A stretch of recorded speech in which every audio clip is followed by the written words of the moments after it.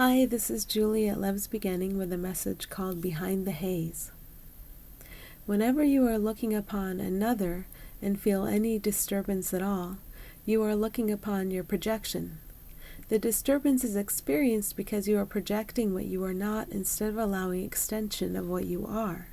So the disturbance is a useful alarm. Projection always brings unhappiness, and extension always brings joy.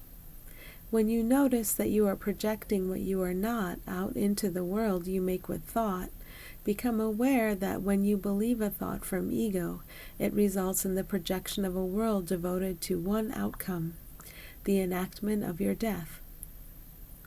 You do get to make this choice with every thought. You can choose a world of projection devoted to the goal of death, your death. The world of your projection results in your faked death, the physical experience of a death of a body with which you identify. You can also choose a world devoted to demonstrating life eternal. The second choice is far less familiar to you than the first, but the fact remains that you have these two choices with every thought. You can become determined to recognize when you are gazing upon a projection. In your relationships, whenever you feel a sense of disturbance, you can go straight to your willingness to see the ones you are with as they truly are. If you are looking upon something that seems to disturb, know always that it is because you have chosen this frame of reference. It is impossible for you to be a victim of person or circumstance, no matter what thoughts ego may send your way to tell you this is so. Remember the impossibility of victimhood and find your willingness to be shown the truth. Life will show you when you ask. What seems to cause the disquiet? It's something you think is a truth about that one. Actually, it's a haze of egoic thought, and it's appropriate to feel disquiet when gazing upon a haze of egoic thought. You want to know when you are gazing upon a haze of egoic thought as if it is real, so feelings that get your attention are very useful. Just remain aware that these feelings, that something is wrong, are never anyone's fault. Your feelings seem to be about situations and conditions, but feelings of disquiet always tell you when you are gazing upon that haze, thinking that it is real. When you become aware that you have been gazing at the haze, simply go to your willingness. Instead of looking at the unreal as if it is real, what are you willing to see? What are you willing to be shown? If you allow clarity to come to you, it will come. If you keep your focus upon flaws and faults and all things unreal, clarity will wait until you are ready. Remember this anytime you're with another, anytime you think of another. You always have the opportunity to see the truth of that one, to see what they are, instead of looking upon the haze ego conjures around them. Make this the highest priority, seeing and knowing all as they truly are, and you will be able to see yourself as you truly are. There is only one self, and you can see it everywhere. You're used to thinking the haze is real and believing the haze.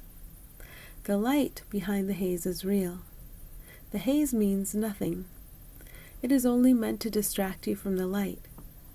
When you feel disquiet of any kind, find your willingness to shift your focus from the chaos of the haze to the order of the light. Any positive or negative past associations about separate someones are the egoic haze. Positive or negative. If you think that only one has a positive prize, such as peace, you will inevitably draw comparisons and meet one who seems to lack peace. All are peace. Find your willingness to see equality and sameness among beings. To think that one is especially this or that is to distract yourself with a haze. Notice how ego sorts beings into categories and then remembers those categories. There may be one you think lacks peace, So then when you think of that one, you think of lack of peace. When you go to meet that one, you expect to meet lack of peace. Looking through the haze, you can see in any moment who and what that one truly is. When you are able to see all beings as entirely without lack, as having no advantage that another being lacks, then you are seeing through the haze. How can light have an advantage over light? How can light lack something that light has?